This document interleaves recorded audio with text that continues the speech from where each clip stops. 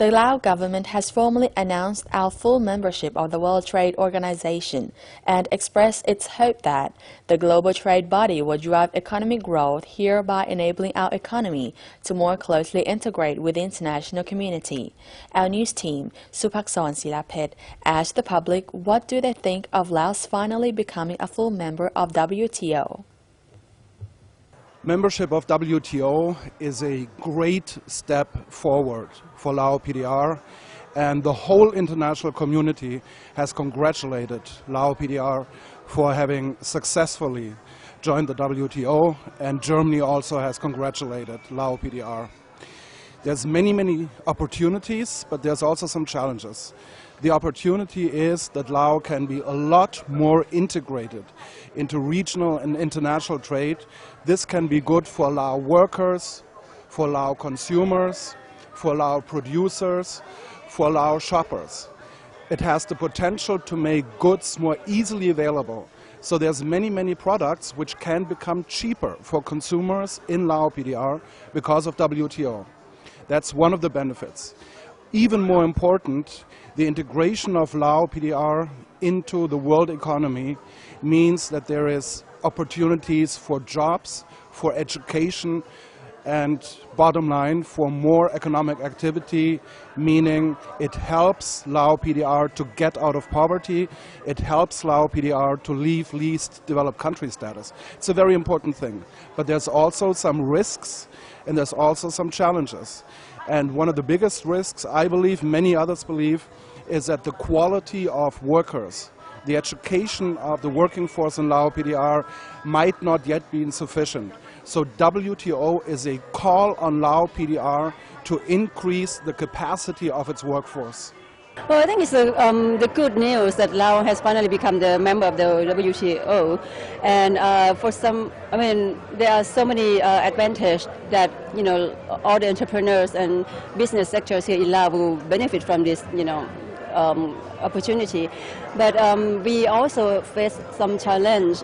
Our project is that we plan to export our products, as a Lao brand to international market, to the world. So they know that Laos has also, their own fashion brand and their own production stuff.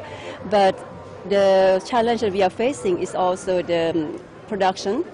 In terms of the production timeline and the quality control, the consistency of the quality, which is the real threat of going into the international market. So now we are trying to work out on the possibility how to work on the timeline for the production, how to get the production out on time, and how to get the consistency of the quality. For me, I think that challenges is something that I couldn't see, I can forecast right now, but I could see the potential strengths for Laos to be the member of a trade organization. For example, like the international free trade is very important, and also it can contribute to social development and also business sectors to have the free agreement with international communities. Yeah. There's two things. First will be the visibility Laos is going to have suddenly to the rest of the world. The second thing is the import that it's going to bring to Laos.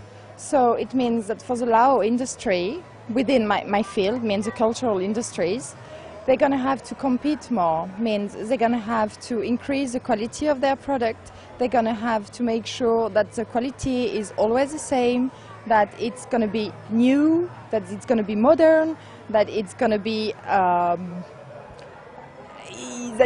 able to insert itself in the international community.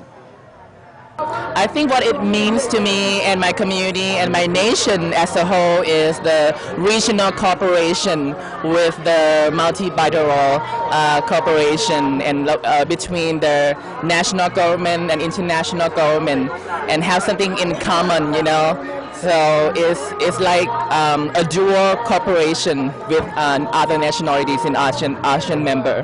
Yeah. The effect of Asian Economic Community is very similar to the effect of WTO. Every step of integration into the regional Asian Economic Community or into the global WTO economy is chances and also some opportunities and also some challenges for Lao PDR. It's basically the same things I just mentioned on WTO. But let me point at one specific sector. Tonight we're celebrating one outlet which has to do with fashion, garment and textile. And this is very important. We all know that textile, fashion, garment is not the biggest industry in Lao PDR. The two big things in Lao PDR economically are mining and hydropower. But it's very, very important that the economy of Lao PDR be diversified. And this is why it's so important that there's a lot of work being put into the professionalization of fashion, garment, into the professionalization of tourism, to name another industry. The core challenge for Lao PDR, as all development partners of Lao PDR see it, is that the economy is diversified and garment and textile and fashion is one core area where this diversification, which is really needed, can happen successfully. And I am very happy if there's some small stores and some big factories which show that the garment and textile industry and the fashion industry can be competitive. This is what we want, and Germany is putting a lot of money into development cooperation for that purpose. There's a garment training center which Germany is sponsoring, and what's the purpose? The purpose is to get more professionally trained people into the fashion industry, into garment and textile. Before we conclude, Australia Award scholarships are now available for TEF, undergraduate, master's and PhD study. Application packs available at Scholarship Office, Vientiane College, Ministry of Education and Sports, and Provincial Education Service.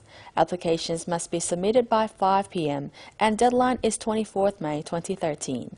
Further information on eligibility criteria and how to apply, please refer to the website at www.lao-australiascholarships.com. And that ends our today's edition of news. I'm Silimata Duangpumi and the news team. Thank you very much for joining us. Goodbye.